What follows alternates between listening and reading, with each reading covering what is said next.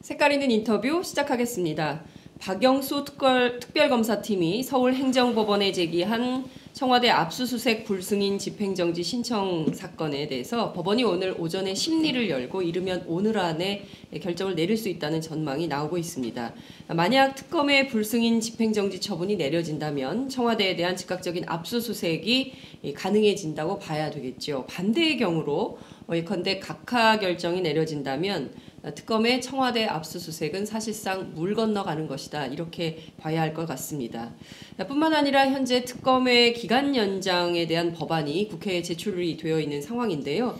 이것은 어떻게 될지 좀 짚어봐야 될 것 같습니다. 오늘은 국회 법사위 소속 더불어민주당 박주민 의원 모시고 자세한 말씀 들어보도록 하겠습니다.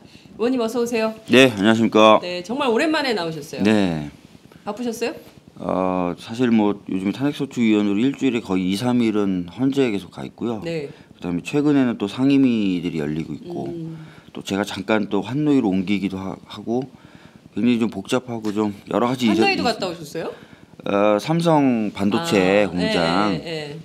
산업재해라든지 이랜드파크 부당노동행위 청문회를 좀 긴급하게 표결해야 되는데 네. 사람이 부족하다 그래가지고 정신 없었습니다, 뭐. 지금 막 그 깍두기예요?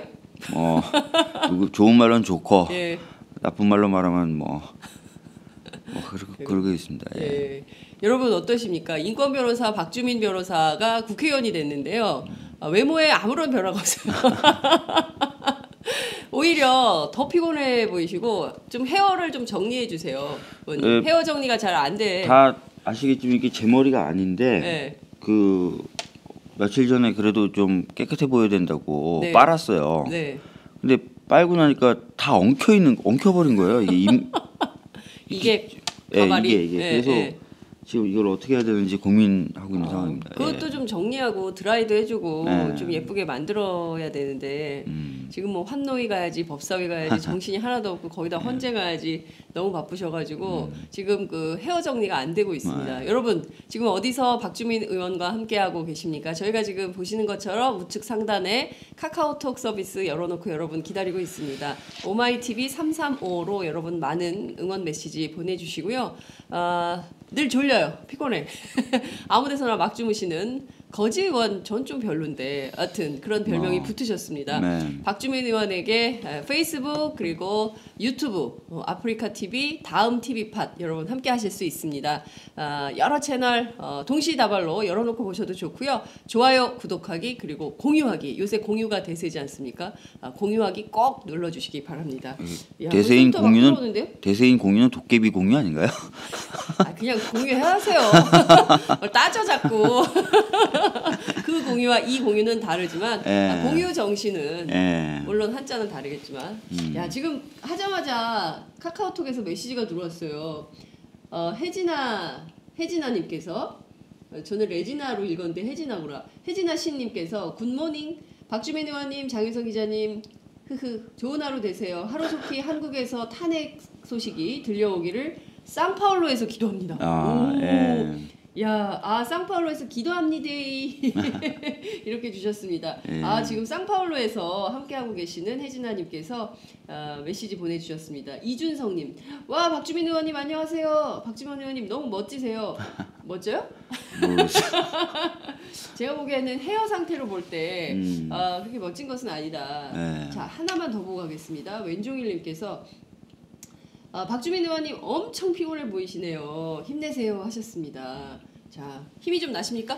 예. 네. 열심히 하겠습니다. 저희가 열심히 하겠다는 박주민 의원님 말씀을 좀 들으면서 시작을 하도록 하려고 했는데 엄태훈님께서 박주민 화이팅! 박경옥님께서 박주민 의원님 엄청 피곤해 보여요.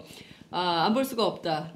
그 다음에 신유원님께서 내면이 아름다워 빛나 보이는 박주민 의원. 저희가 한 30cm 띄워놓고 시작을 하는 방송이 되겠습니다. 자, 오늘 서울행정법원에서 심리가 열리죠. 특검이 고육책을 쓴 것 같아요.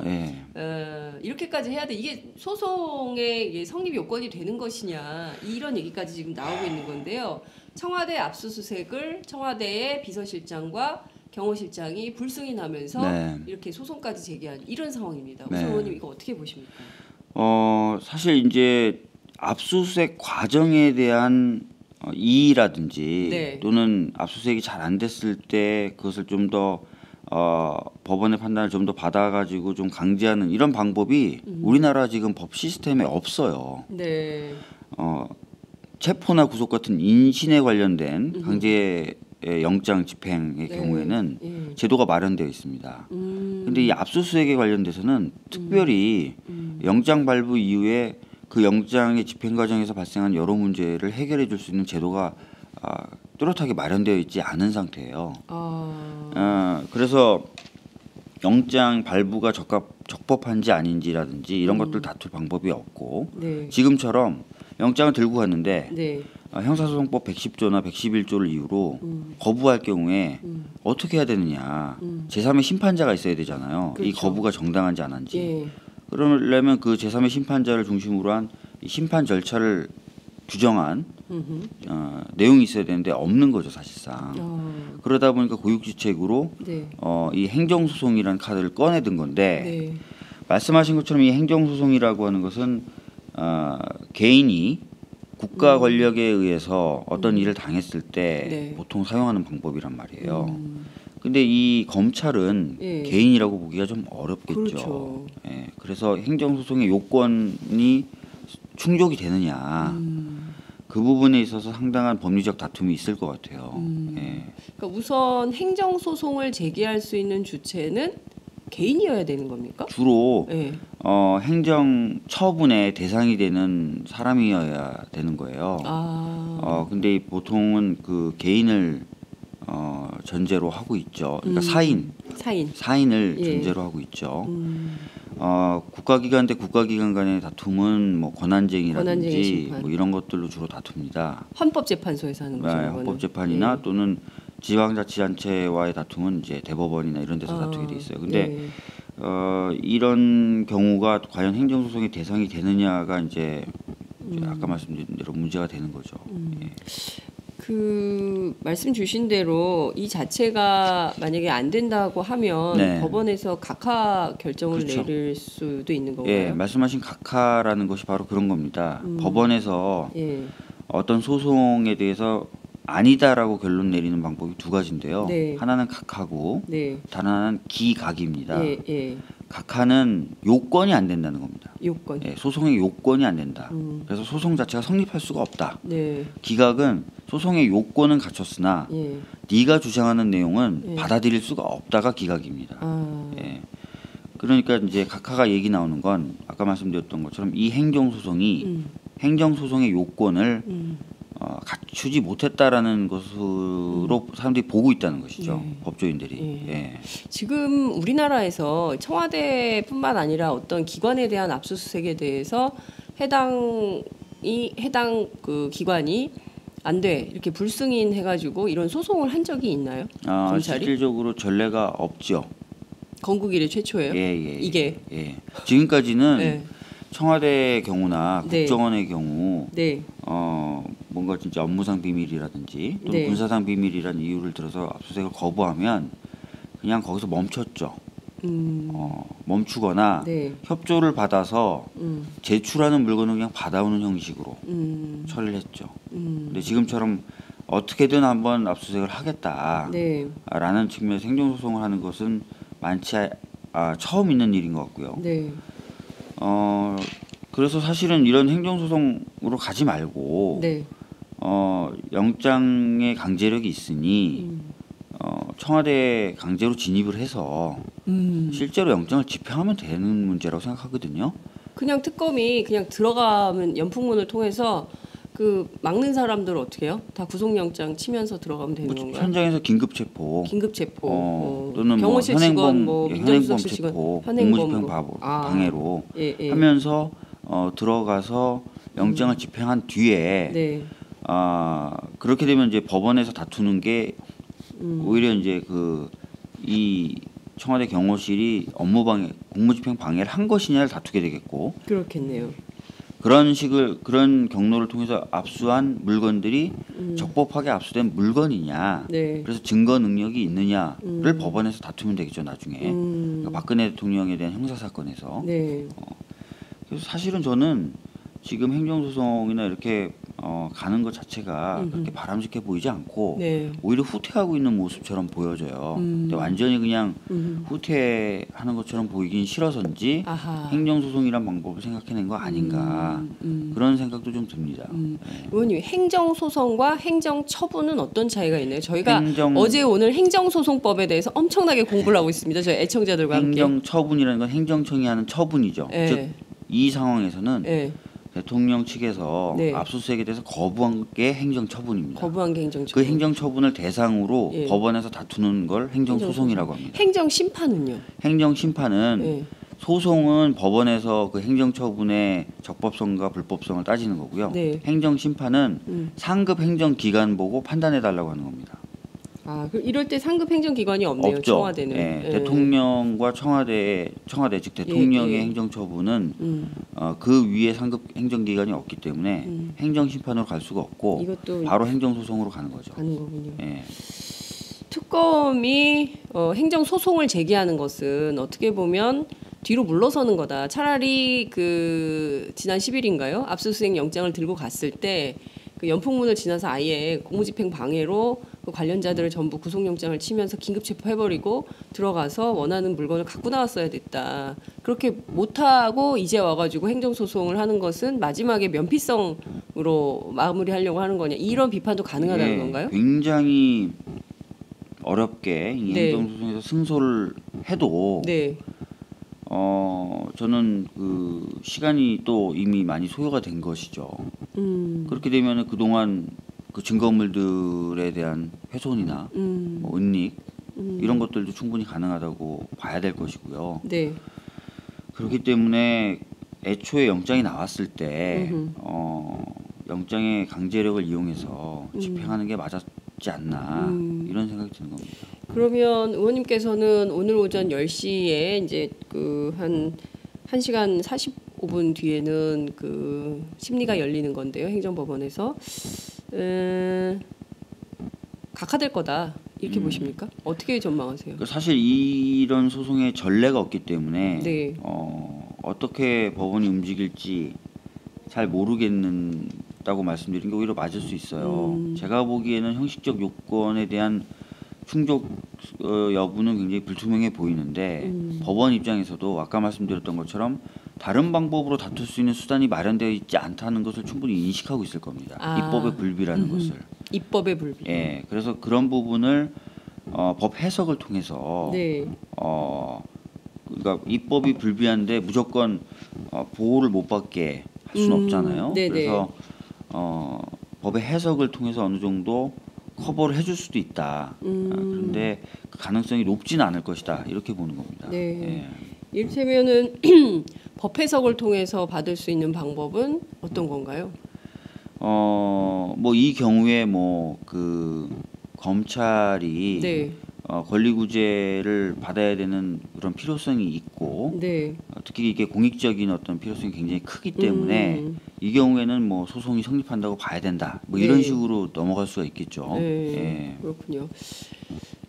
그러면 압수수색이 될 가능성과 안 될 가능성. 지금 어제 특검 기자들은 만약에 이제 오늘 그 법원이 이 신청 사건에 대해서 집행정지 처분이 내려지면 네. 곧바로 압수수색이 집행될 수 있다. 오늘이라도 네. 이런 전망이 막 돌았거든요. 집행정지 되면은 할 수 있는 거죠. 네. 그때는 이제 청와대 입장에서는 그 집행정지에 대해서 다시 항고나 재항고 같은 경우로 다퉈야 되는데 네. 그 사이에 뭐 나름 할 수 있겠죠. 예. 그렇군요.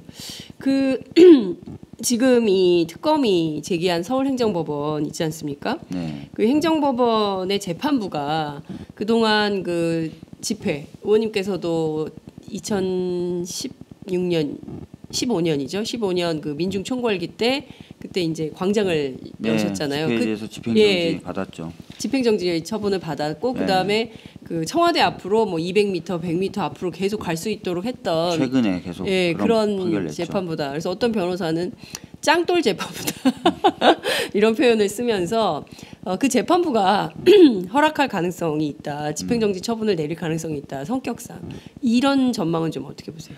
그거는 제가 보기에 어떤 재판부의 어떤 특성이나 그런 것을 가지고 판단하기보다는요. 네, 집회와 시위가 원래 우리나라 헌법하고 집시법상에 의하면 네, 원칙적으로는 다 돼야 되는 거예요. 그렇기 때문에 이제 법 원칙적으로 봤을 때도 맞는 지금 판결들을 하고 있는 거고 네. 또 하나는 현재 그 대법원을 중심으로 한 법원은 행정소송제도를 좀 손을 봐서 행정법원이 다룰 수 있는 네. 행정처분의 대상도 늘리고 소송 요건도 완화하고 하는 게 기조예요 지금. 네. 예. 일본도 지금 그런 식으로 가고 있는데 사실상 일본의 행정소송 체계를 우리가 받아들인 거거든요. 그래서 우리도 그런 쪽으로 가야 된다라고 지금 강력하게 생각하고 있어요. 그런 전체적인 흐름입니다. 네. 그러다 보니까 이제 아마 오늘 이 소송도 아까 말씀드렸던 것처럼 법 해석이라든지 이런 것들을 통해서 이것도 충분히 다툴 수 있다 행정소송으로라고 보면서 그런 판결이 나올 수 있다고 저도 가능성이 없지 않다고 지금 보고 있는 거거든요. 그렇군요. 예. 김국현 부장판사가 어떻게 할까요?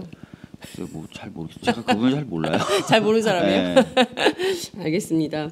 어찌됐든 잠시 뒤에 1시간여 뒤에 있을 서울행정법원의 심리 결과가 어떻게 될지는 저희가 속보로 그리고 또 박정호의 현장 본색으로 여러분들께 실시간으로 보내드리도록 하겠습니다. 이 청와대 압수수색에 대해서 많은 국민들이 관심을 갖고 있는 특별한 네. 이유가 있는데요. 그것은 안종범 전 청와대 정책조정수석의 수첩 때문에 그렇습니다. 저기 청와대에서 나왔죠. 그러니까요. 39건이고 사실 그것이 이재용 삼성전자 부회장의 영장을 재청구하는 핵심 자료, 증거 자료가 됐는데 이게 청와대 안에 있었단 말이에요. 그래서 그 사람한테 왜 그걸 청와대에 갖다 놓냐 했더니 안전할 것 같아서 라고 얘기를 했어요. 그러니까 사실상 지금 박근혜 대통령이 피해자 신분이지 않습니까? 그리고 이제 청와대 문을 안 열고 있는 것은 어쨌든 박근혜 대통령의 범죄 사실을 비호하려고 하는 건 아니냐. 그러니까 거기 문을 열고 뭐가 있는지 좀 봐야 되는 거 아니냐라는 국민적 의혹이 있습니다. 네. 최근에 뭐 소재를 파악하기 어려운 안봉근 이재만 다 청와대에 있는 거 아닌가? 아 진짜. 예, 그러네요. 네, 농담이고요. 근데 그거 말고도 뭐 조홍천 의원도 지적했지만 네. 출입 기록 같은 게 다 자동적으로 서버에 저장된다는 거잖아요. 출입 기록이. 네, 출입 기록이라든지 CCTV 영상 같은 거. 네. 그걸 통해 가지고 최순실이 얼마나 청와대에 드나들었고 또 비선 실세 주변 인물들은 또 얼마나 많이 드나들었고 네. 또 비선 진료라고 하는 건 어느 정도 이루어졌고 이걸 알 수 있다는 거지 않습니까? 네. 그래서 그 부분도 좀 압수수색을 하려고 하는 것으로 알고 있고 출입 기록. 예, 그렇게 된다면은 뭐 또 많은 의혹이 해소될 수도 있겠죠. 그러니까 이제 세월호 7시간 동안 도대체 오전에는 무슨 일이 있었고 당시에 대통령이 그 관저가 됐든 어디가 됐든 청와대 경내에 있었던 것이냐, 그게 정말 확인할 수 있는 거냐, 이런 것도 다 있다는 것이죠. 그렇죠. 예. 네. 그리고 이제 그 실제로 지금 가지고 나와야 되는 핵심 자료가 출입 기록 이외에 또 어떤 게 있을까요?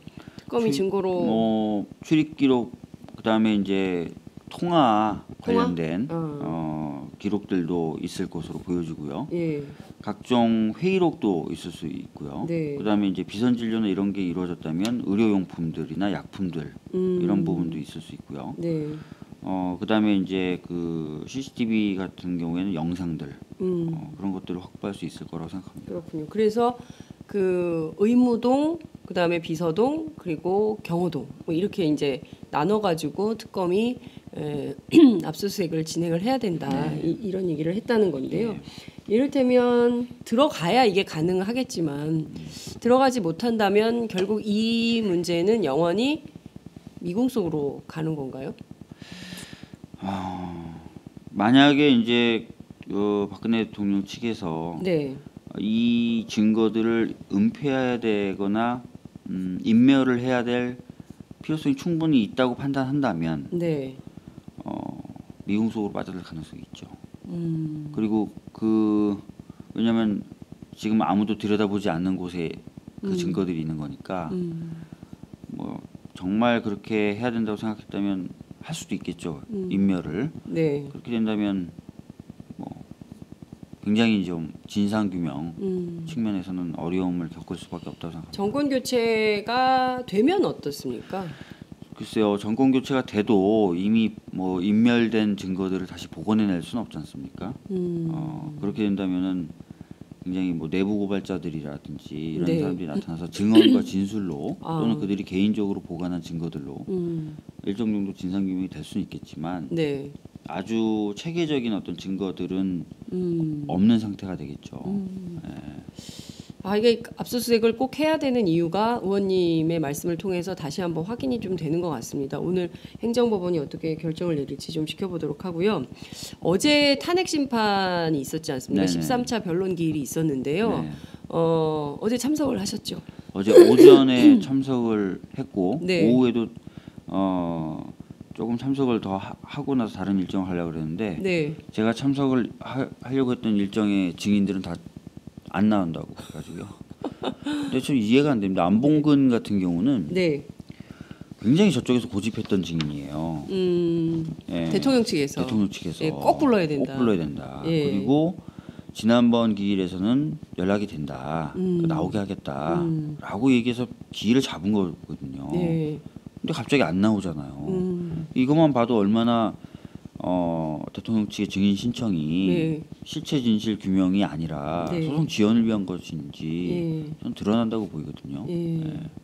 그 이유가 뭔가요? 그러니까 지금 그 불출석 사유서에는 사춘기에 있는 딸이 공부하는데 방해되기 때문에 못 나온다라는 불출석 사유서를 쓴 걸로 전해지고 있는데 그게 이유일까요?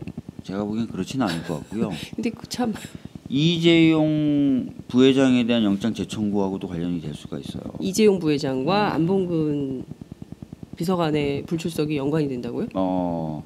왜냐면은 그 안봉근, 이재만 가장 핵심적인 측근들이죠. 네. 여러 가지 상황과 사정들을 다 안다고 추정되는 사람들입니다. 그렇습니다. 그러면 그 안봉근이 나와서 받아야 될 질문들 중에 당연히 뇌물이라든지 이런 부분도 있을 수 있어요. 그러면 법정에서의 그 진술들이 네. 다 뭐 대통령 측과 삼성 측이 유리하게 나올 수도 있겠지만 준비를 철저히 하고 네, 나오면 네. 경우에 따라서는 굉장히 이상하고 불리한 증언이 나올 수도 있거든요. 그래서 지금 제가 보기에는 좀 그런 것이 있는 것 아닌가. 네. 그렇게 좀 생각이 됩니다. 그러니까 결국에는 이 이재용 삼성전자 부회장의 뇌물 공여 그리고 그 박근혜 대통령의 뇌물 수수 네. 이 양자 간의 이 관계 인과관계를 설명하는데 핵심 당사자 혹은 관계자가 될 수 있는 사람이 안봉근 이재만.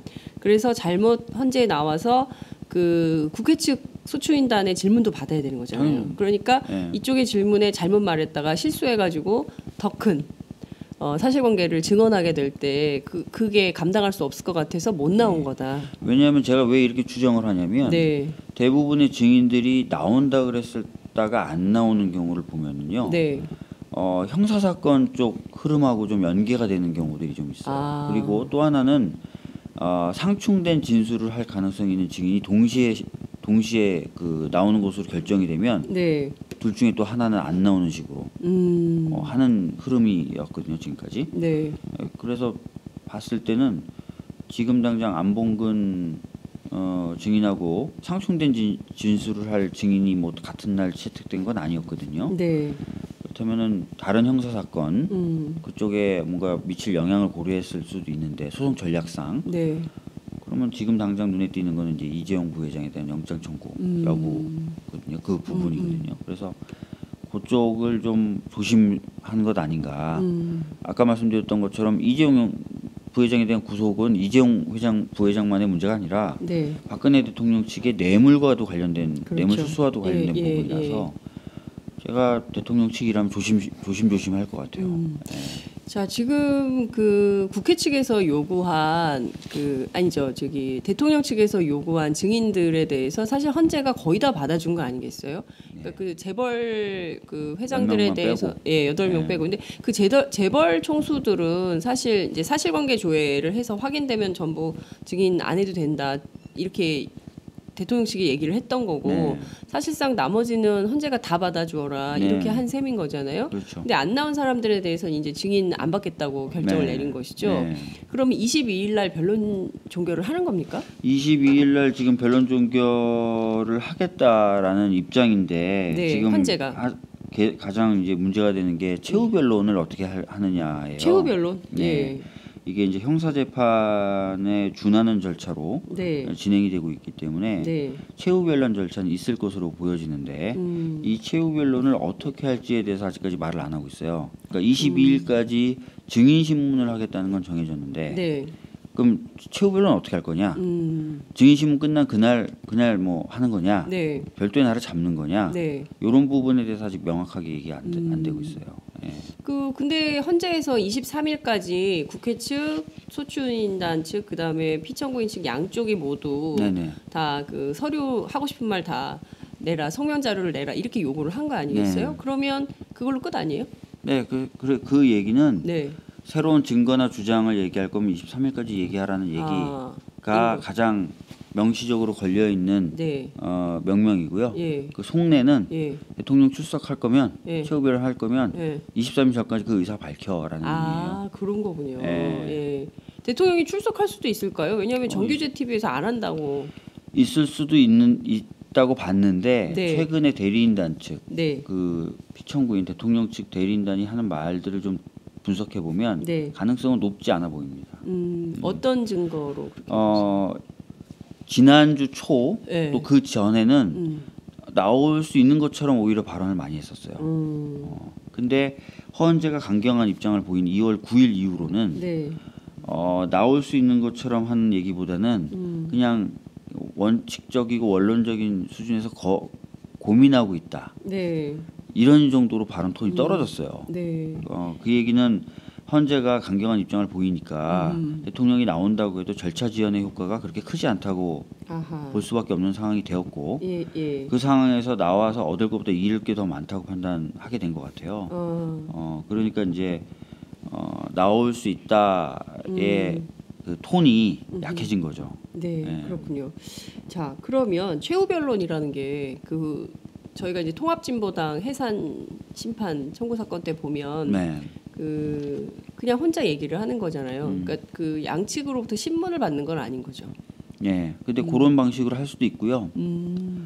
형사 사건에서도 본인이 증인처럼 증인대에 앉아서 피고인 신문이라고 하거든요. 네. 신문을 받겠다라는 방식을 쓸 수도 있습니다.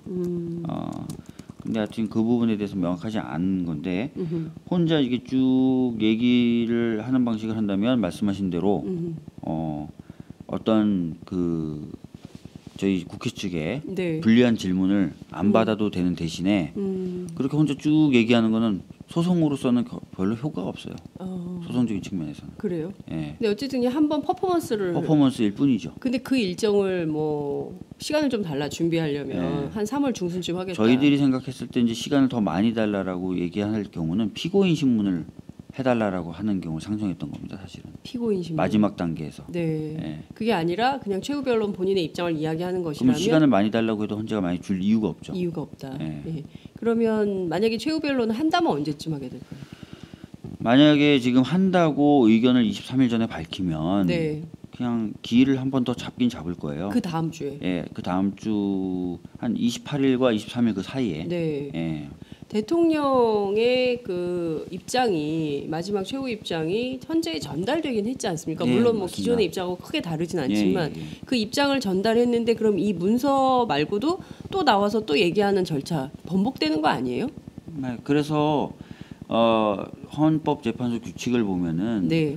피고인이 본인이 나와서 어떤 뭔가를 하려고 한다면 네. 그런 의사를 좀 재판 초기에 밝혀라라는 규정이 있어요. 재판 아마 초기에. 예, 그래서 단순히 나와서 그냥 변론 쭉 자기가 읊조리려고 한다면은 재판부에서는 이미 그것도 냈고 서면도 냈고 또 이미 재판이 상당히 진행된 상태에서 그렇게 얘기하면서 시간을 더 달라고 하는 거는 좀 문제가 있다. 시간을 그래서 아예 안 주거나 바짝 잡아서 기회를 잡거나 뭐 그렇게 갈 가능성이 크고 네. 피고인 신문 방식을 해달라라고 하면은 조금 더 시간을 좀 주고 이런 식이 될 것 같아요. 그러면 언제 끝나는 겁니까? 2월 내에는 절차를 마무리 지으려고 할 거예요. 네. 그러면 그 이제 국민들이 관심이 있는 것이 3월 13일 이정미 재판관 퇴임 이후에는 네. 숫자가 부족해가지고 만일에 하나 한 분이 뭐 무슨 사고가 생겨서 재판에 올 수 없다거나 뭐 이런 상황이 생겼을 때 이 자체가 공전되는 거 아니냐,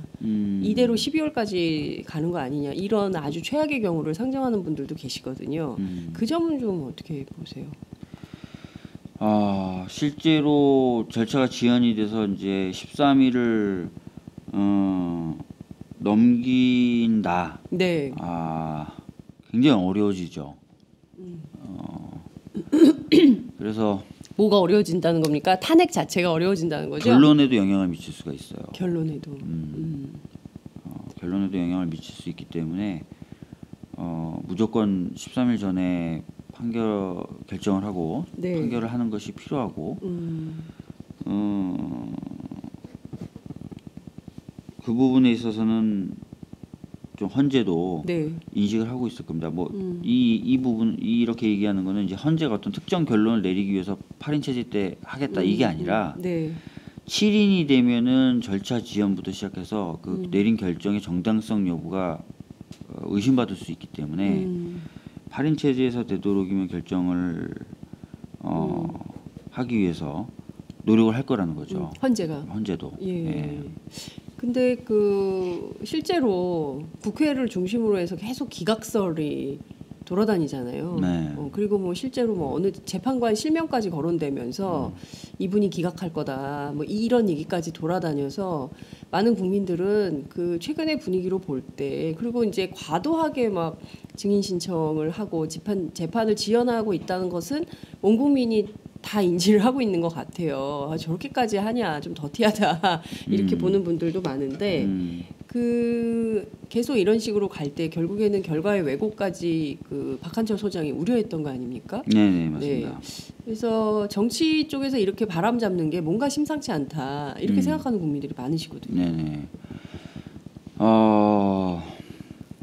저는 그 부분에 대해서 이제 저도 좀 고민을 하게 되는데. 네. 어떤 결론을 뭐 미리 상정을 한다거나 네. 그래서 또 지나치게 너무 걱정한다거나 또는 지나치게 너무 긍정적인 분위기, 낙관적인 분위기에 있거나 하는 건 다 문제가 있다고 보여지지만 이 헌법재판의 특성을 봤을 때 정치재판이거든요. 헌재는 정치적 재판이다라는 건 이제 헌법 교수들부터 헌법 교과서에 다 써져 있는 얘기예요. 예. 완전히 법리만 가지고 따지는 게 아니라 정치적 상황과 정치적 분위기를 고려할 수밖에 없는 재판이라는 뜻인데요. 그렇기 때문에 그 상대방이라고 할 수 있는 피청구인 측은 네. 여러 가지 정치적 액션을 지금 하는 겁니다. 뭐 여론의 비판을 태극기 들고 나오고 여론의 비판을 받더라도 일정한 메시지를 계속 주려고 하고 네. 그다음에 또 그 메시지에 지지자들은 반응을 하고 있는 거고 그래서 어떤 분위기를 만들려고 지금 하고 있는 거거든요. 네. 그거를 저희들이 보고 있고 느끼고 있고 알고 있는 상황에서 네. 또 그게 영향을 미칠 수 있다는 가능성이 없지 않다는 것을 알고 있는 상황에서 무조건 다 그냥 낙관적으로만 보면서 편하게 있을 수는 없어요. 저희들도 또 국민분들도 네. 움직여 주셔야 되고 또 움직여야 되는 부분이 있기 때문에 그런 차원에서 그 약간의 그 우려 섞인 전망과 또 그것을 해결하기 위한 움직임은 긍정적으로 좀 봐야 될 필요가 있지 않나 싶습니다. 그렇군요. 자, 어제 그 대심 판정에서 나온 얘기인데요. 우선 그 고영태 파일이라는 거 있지 않습니까? 네. 2,000개의 파일이 있다는 거고 그 중에서 그 국회 측 소추인단들은 29개를 증거로 채택하자 이렇게 제안을 하셨고 지금 대통령 측에서는 2,000개를 다 들어보자 헌재에서 이런 얘기를 하고 있습니다. 2,000개를 언제 다 듣습니까? 그래서 그 부분을 헌재가 어떻게 결정을 할지를 좀 봐야 되는데 네. 이미 검찰에서 한번 다 한번 검토를 해본 거거든요. 그 상태에서 이제 29개 정도만 녹취록을 만드는 건데 네. 나머지 것들은 범죄와는 전혀 관련이 없는 뭐 혼자 영어 공부를 한다든지 뭐 이런 내용들이라는 거예요. 뭐 중국 음식 시켜 먹는 것도 네, 있다면서요. 뭐 그런 거요. 예. 그래서 그런 것들이 있는데 이제 피청구인 즉 대통령 측은 뭐 검찰을 믿을 수 없다는 거죠. 지금 입장이. 검찰을. 예, 검찰을 믿을 수가 없다는 건데 다 들어보자라고 무책임하게 하는 것보다는 본인들이 입수할 수 있으니까 받아서 본인들이 열심히 듣고 증거로 쓸만한 것만 선별적으로 제출하는 것이 맞겠죠. 네. 예. 그러니까 그렇게 안 하고 예컨대 목리를 부르면서 2,000개 다 들읍시다라고 계속 주장을 하면 이걸 헌재가 좀 끊어줘야 되지 않을까요? 네, 그렇죠. 헌재가 그 증거 조사를 그렇게 다 하지 않고 네. 보통 성명을 명합니다. 해명하라고 명명을 네, 하는 네, 건데요. 네. 어떤 식으로 할 수 있겠냐면 그 2,000개 파일을 증거 조사를 해달라고 지금 네, 네. 요청을 하는 건데 각 파일마다 그러면 그래야 되는 이유를 적시하라라고 얘기할 수 있어요. 헌재가. 네, 헌재가. 2,000개에 대해서 예, 더 세게 나가는 거네요. 더 세게 나가는 거죠. 네. 그러면 이제 당연히 원래 좀 그래야 되거든요. 그럼 대리인들이 들어보고 네. 1번 파일은 무슨 내용이 담겨 있으니 증거 조사를 해야 된다. 현재 아하. 2번 파일은 어떤 내용이니까 이거 약간 소명을 하는 거죠. 그런 식으로 먼저 내라. 네. 그럼 우리가 판단하겠다. 그걸 보고 이렇게 할 수 있거든요. 네. 그러면 아마 대부분의 증거가 아까 말씀드렸던 것처럼 뭐 이 중국 음식은 뭐 언제 먹으려고 시킨 것이기 때문에 이렇게 소명할 수는 없잖아요.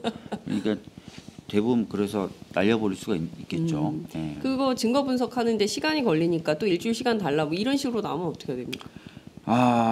그렇게 얘기할 수는 있겠는데 네. 지금 가장 핵심적인 부분이 이겁니다. 고영태가 네. 증인으로 안 나왔어요, 현재. 네. 그리고 고영태가 검찰에서 했던 진술 네. 그것도 저희도 주장하지 않았고 네. 현재도 증거 채택하지 않았습니다.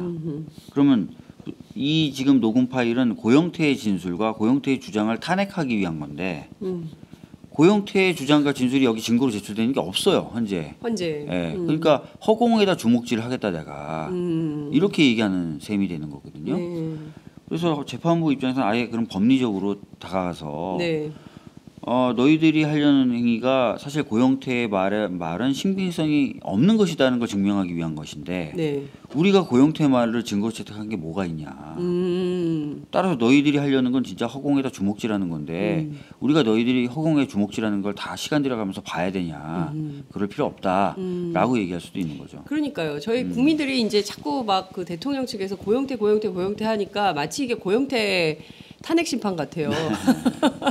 근데 이거는 박근혜 대통령에 대한 직무를 수행하는 것과 관련한 탄핵 심판 절차를 밟는 그렇죠. 건데 네. 고영태 씨에게 과도하게 집착을 하는 건가요? 사실은 왜 그러는 거예요, 근데? 지금 대통령 측 입장에서는 계속 일관된 메시지였어요. 이 탄핵이 누군가의 음모와 기획에 의해서 시작된 거고 네. 그렇기 때문에 너무나 억울하다라는 거거든요. 네. 최순실도 그렇게 얘기합니다. 그다음 박근혜 대통령도 아까 말씀드린 대로 그렇게 얘기하고 있는데 그 핵심 고리가 두 가지로 막 얘기를 해요. 하나는 고영태의 사적 보복, 홍석현 대망론으로 얘기하는 뭔가의 어떤 JTBC를 중심으로 한 홍석현 대망론? 음모적 보도 이렇게 보고 있어요. 홍석현을 대통령 시키려고 JTBC가 저렇게 음모적으로 보도를 하는 거다? 그래요? 저도 홍석현 대망론을 네. 헌재에 출석하면서 처음 알게 됐어요. 진짜로 진짜로요? 증인 신문하면서 물어봅니다. 최순실한테. 홍석현 대망론 아시죠? 그래서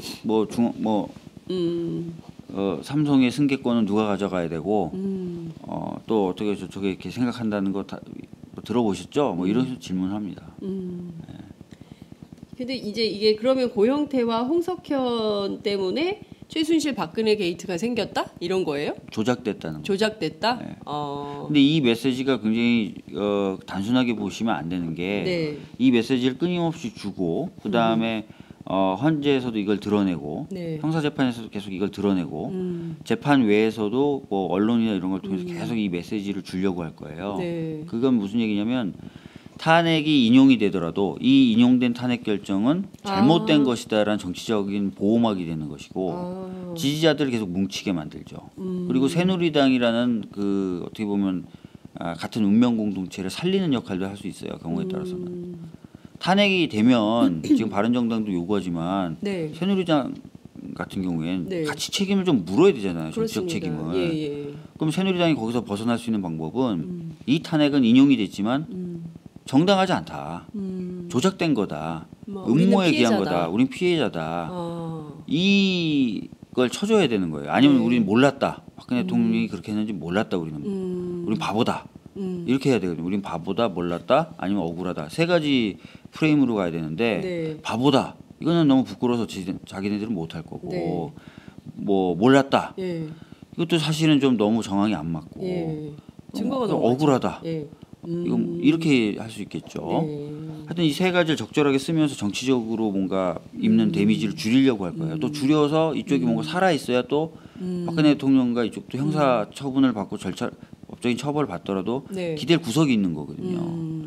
그래서 그런 정치적 메시지로 이 부분은 재판 이후에도 계속 활용될 가능성이 있어요. 그렇군요. 그러니까 어찌됐든 이른바 박근혜 세력, 그러니까 한국의 우파, 그러니까 우익이라고 우익 정당화하고 있지 않습니까? 최근에 자유한국당이. 네. 그래서 이 우파의 공고한 지지층을 확보하기 위해서라도 이게 이제 억울하다 이런 프레임으로 계속 가져가야 다음 지방선거 그리고 또 다음에 있을 총선에서 이 세력이 계속 정치적으로 생명력을 유지할 수 있기 때문에 억울하다라는 프레임을 계속 만들어가는 네. 거다 이렇게 볼 수 있겠네요. 그렇죠. 정치적 목적으로. 네. 아 그렇군요. 자 그나저나 이제 저희가 이제 그 청와대 압수수색과 서울행정법원의 심리 그리고 이제 그 집행정지에 대해서 어떻게 판단할지를 말씀을 좀 들었고 그다음 헌법재판소 얘기를 좀 듣고 있는데요. 그 헌재의 결정과 특검의 수사가 다소 좀 연동된 측면은 없는가? 그러니까 왜냐하면 물론 이제 재판의 성격은 다르지만 특검의 수사를 통해서 박근혜 대통령이 자연인으로 돌아갔을 때 형사처벌을 다퉈야 될 거 아닙니까? 네. 네, 그걸 좀 얘기를 해봐야 될 것 같은데요. 그런 절차적인 측면에서 연동이 돼 있다라고 볼 수는 있는데요. 네. 지금 특검이 수사하고 있는 내용이 헌재 재판에 직접적 영향을 미친다라고 보기는 어려워요.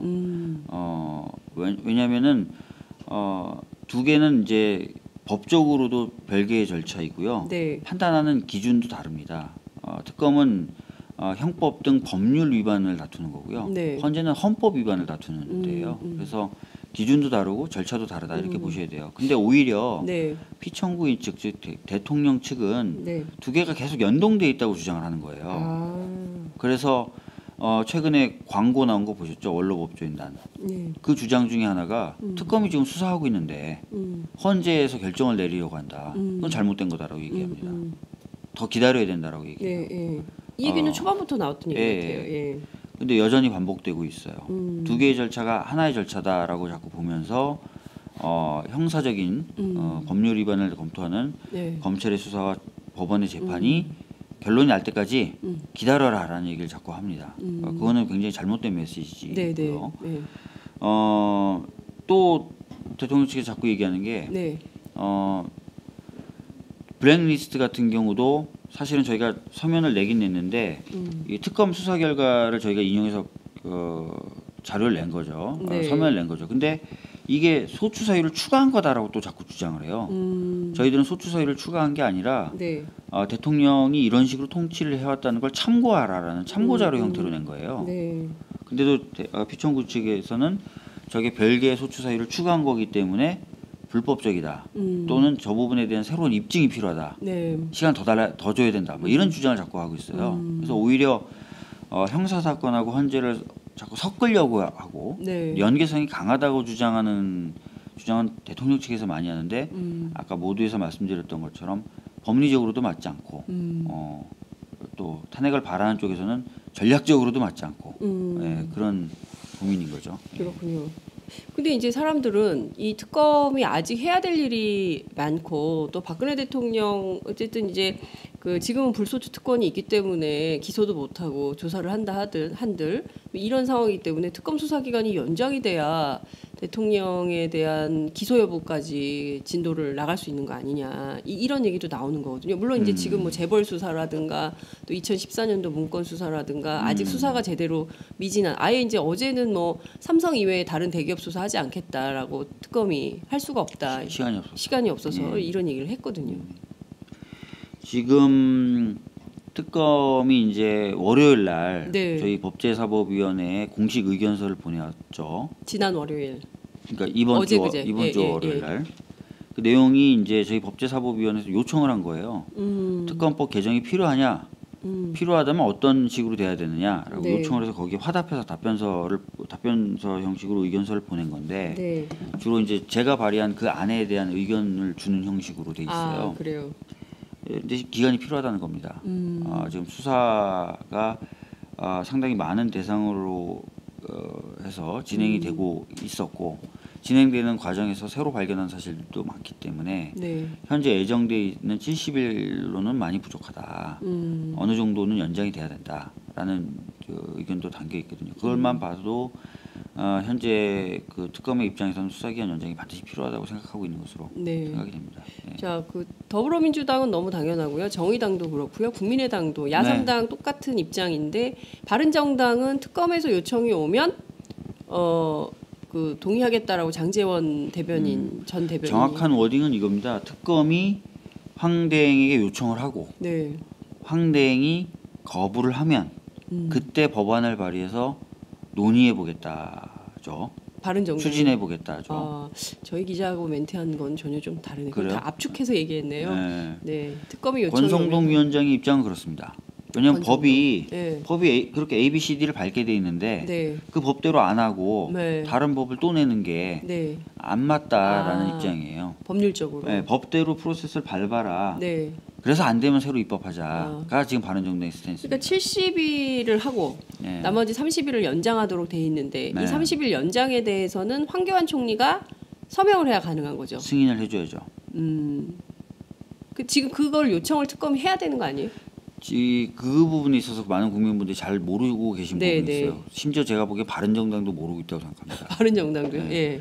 연장에 대한 요청을요 아무 때나 할 수 있는 게 아니에요. 그래요. 네. 그러면 대충 지난주나 지지난주 미리 연장 요청을 하고 네. 황대행 보고 빨리 결정 내려달라고 그렇죠. 해야 되겠는데 그게 네. 아니라 법에 명시돼 있습니다. 할 수 있는 날짜가 며칠 날? 3일 전에 하도록 돼 있습니다. 3일 전. 그러니까 2월 28일이 종료되는 날인데요. 2월 25일 날 해야 되는 거예요. 2월 25일 날 하도록 명시가 돼 있어요. 법에. 예. 그걸 모르고 왜 너 요청 안 하냐? 아하. 요청하면 되겠네 빨리 바른정당 말대로. 예. 모르는 거죠 이거를 바른정당도. 예. 법에 되어 있구나. 예, 저희도 바른정당도 몰랐어요. 모르고 있는 거예요. 제가 봤을 때는. 예. 법에 3일 전에 하여야 한다라고 돼 있습니다. 근데 3일 전에 하고 그러면 황교안 총리가 언제까지 결정을 그러니까 해야 돼요? 25, 26, 27, 28 중에 결정을 하는 거죠. 나흘 동안. 예, 나흘 동안 들고 있을 수 있습니다. 그래서 28일 날 결정을 그때까지 결정을 안 하면 어떻게 되는 거예요? 그래서 안 된다라고 해버리면 예. 3월에 가서 논의를 해야 되는 거죠. 다시 쉬었다가. 예. 그러니까 28일까지 바른정당 말에 따르면 움직임이 이렇게 되는 거예요. 네. 25일 할 때까지 일단 기다려. 네. 하는지 안 하는지. 네. 막 특검도 하고 싶은데 25일 날 해야 되니까 못 하고 기다려야 있어요. 되고. 예. 25일 날 했어. 예. 그러면 황대행은 들고 있어 28일까지. 네. 그럼 28일 못 해주겠어? 라고 얘기하는 겁니다. 예. 그럼 종료. 예. 그 다음에 이제 다시 논의 시작. 국회에서는 이렇게 되는 거예요. 근데 왜 법을 그렇게 만드셨을까요?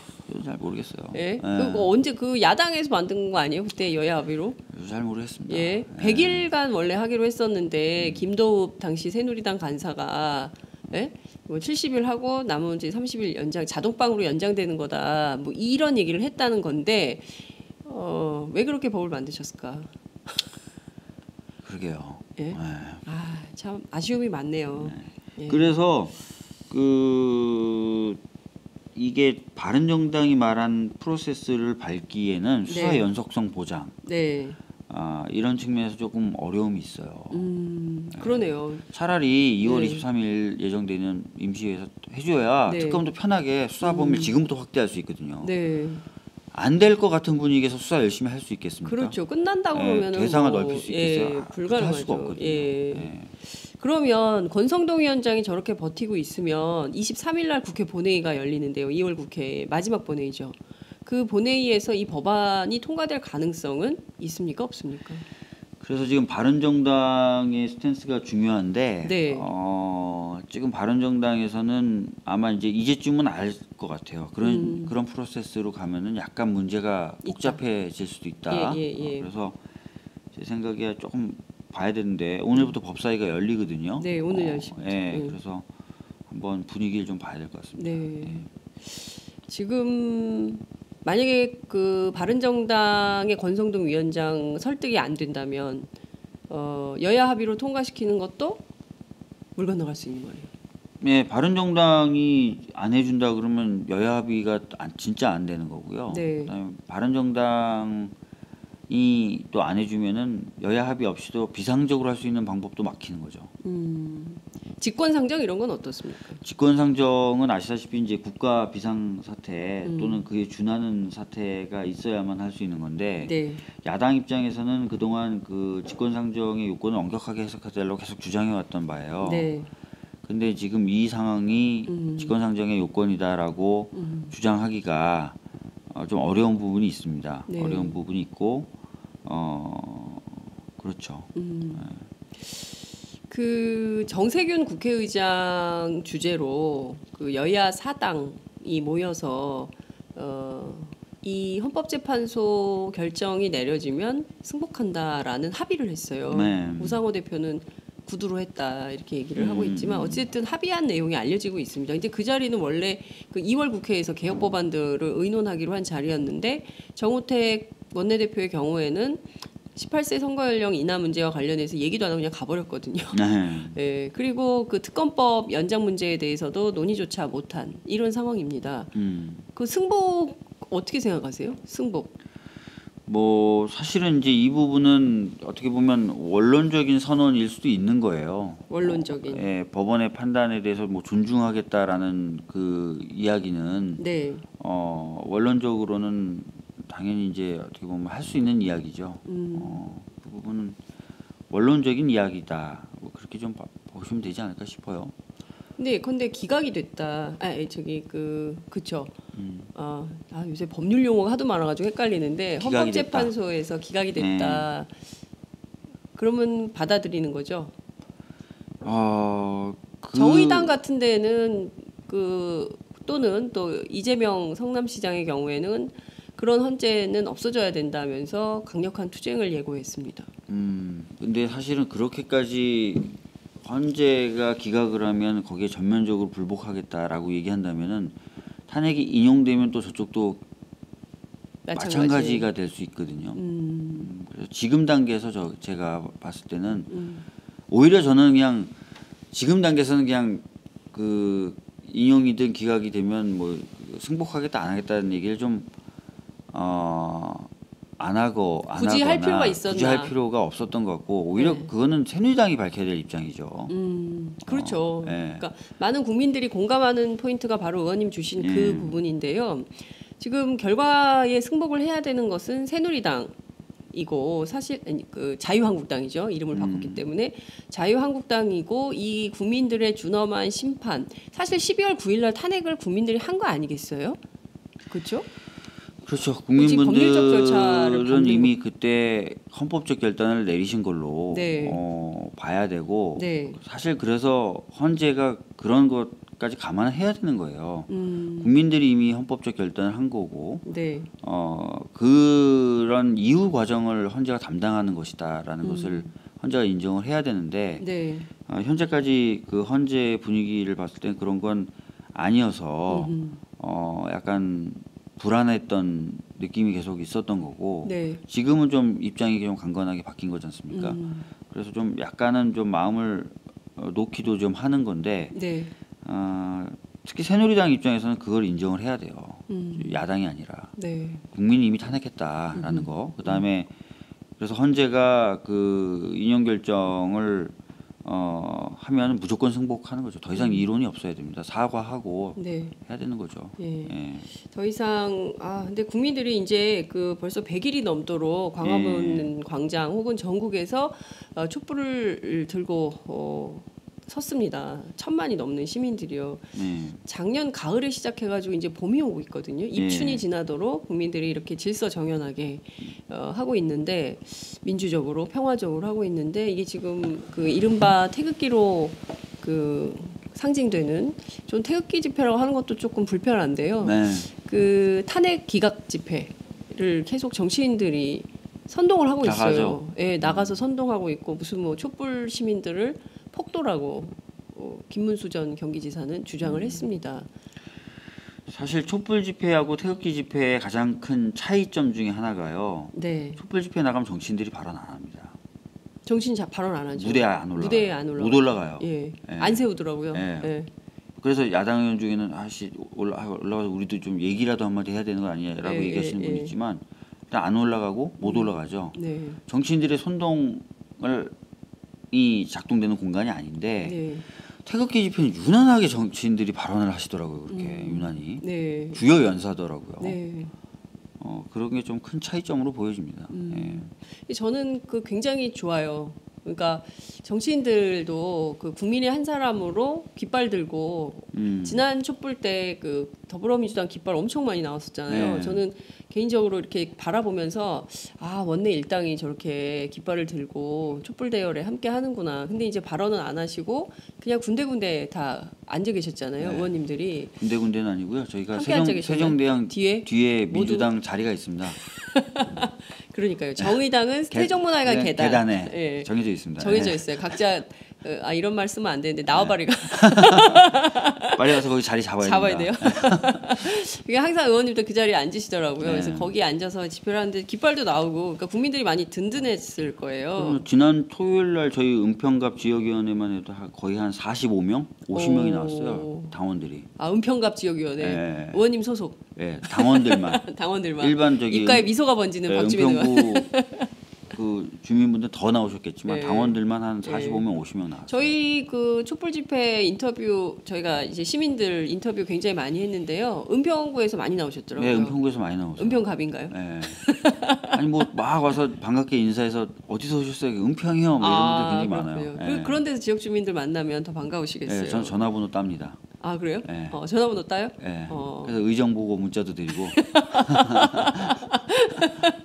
그러시군요. 자, 어찌됐든 많은 국민들이 정말 그 가슴을 졸이면서 2월 말 3월 초를 보내고 있습니다. 같은 국회 법사위 소속이신 그 정의당의 노회찬 원내대표는 네. 예언을 하셨어요. 3월 9일 오후 2시 탄핵은 된다.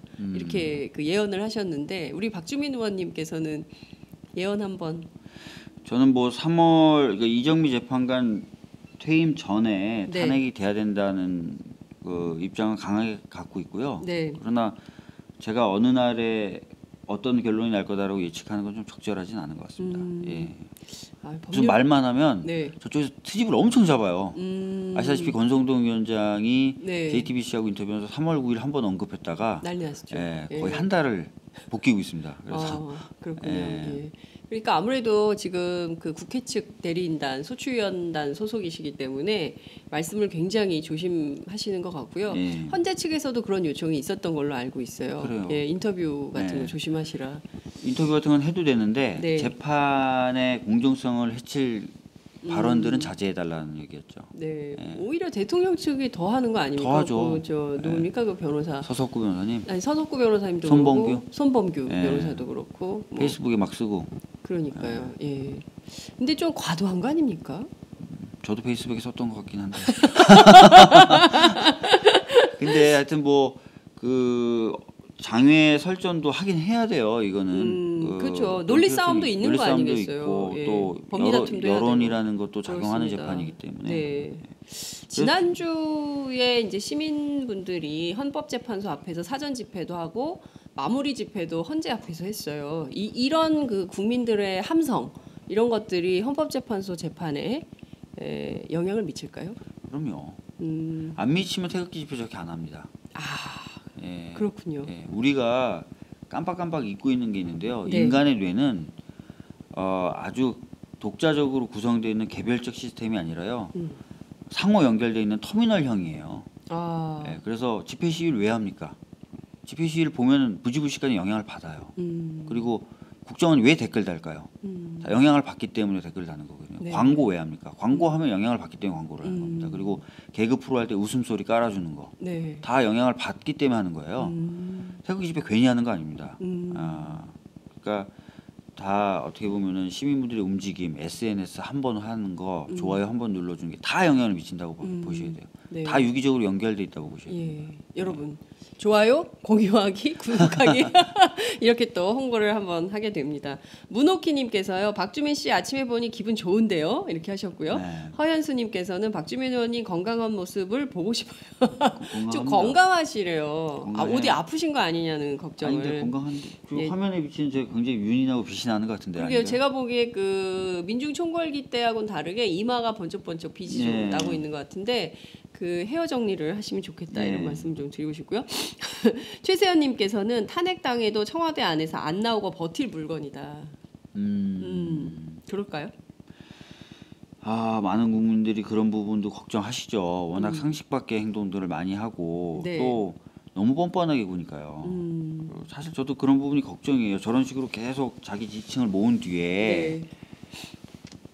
진짜 뭐 탄핵이 딱 인용되면 갑자기 그걸로 뭔가를 이런 걱정도 들긴 들어요. 예.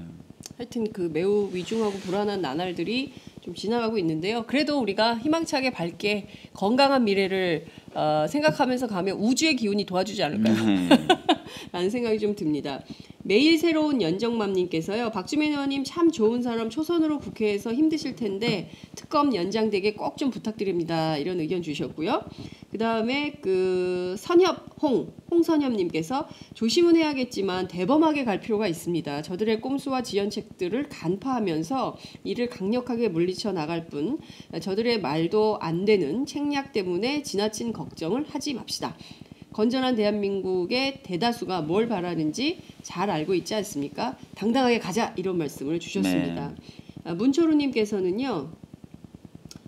워싱턴에서 오마이뉴스 응원하는 1인입니다 하셨고요. 떠도는 탄핵 기각설에 대한 진위 여부 아시는 대로 부탁드립니다. 새누리당에서 각 당에 요구했던 결과 승복권 때문에 기각설이 그저 설이 아닌 게 아닌지 하는 불안감이 증폭되네요 하셨습니다. 위대한 방 방창형님께서 박주민 의원님 나오셨군요. 항상 열심히 하시는 모습 보기 좋습니다. 서민적인 모습 보기 좋아요 하셨습니다. 서민적이세요? 서민이세요? 뭐 특별하게 제가 뭐 초호화 생활을 한다거나 그런 건 아니어서요. 네. 자, 호성 기아 타이거즈 12 이분께서는 안녕하세요. 어제 유튜브 박사모 서울 지지택 고등학교에서 허가받지 않은 집회를 해서 경악을 했습니다. 무슨 저렇게까지 하나 어이가 없었네요. 이런 말씀 주셨고요. 그 다음에 리나 20님께서는 의원님 존경합니다. 저는 뉴저지예요. 청와대를 흰색으로 칠해야 되는 듯 언덕 위에 흰집? 외국의 법을 인용할 수는 없나요? 뭐 이런 질문 주셨습니다. 정영준님께서 오마이뉴스 사무실 길 건너 사거리 모퉁 도너스집 있습니다. 드시고 힘내세요. 저희들한테 던킨 도너츠 선물 써주셨는데요. 저희가 김영란법 때문에 이런 거 못 받습니다. 마음만 받겠습니다. 전인선님께서 장 기자님 화이팅입니다. 새벽마다 일어나시느라 퉁퉁 어쨌을까? 인천입니다. 원래 뚱뚱해요. 그러니까 기계는 속이지 않는다니까요. 소다디님께서 박주민 의원님 화이팅! 국회의원을 꿈꾸는 중학생입니다. 오, 장윤석 기자님도 응원합니다. 그런데 너무 피곤해 보이시네요 하셨어요. 야, 국회의원을 꿈꾸는 중학생이래요. 신요원님께서 여기는 노원구 상계동 장윤선 박정호 기자 사랑합니다 하셨어요. 저도 친구 등록해주세요. 저희가 이렇게 친구 등록했습니다. 바로바로 합니다. 그리고 카톡으로 저렇게 많은 분들께서 주시고요.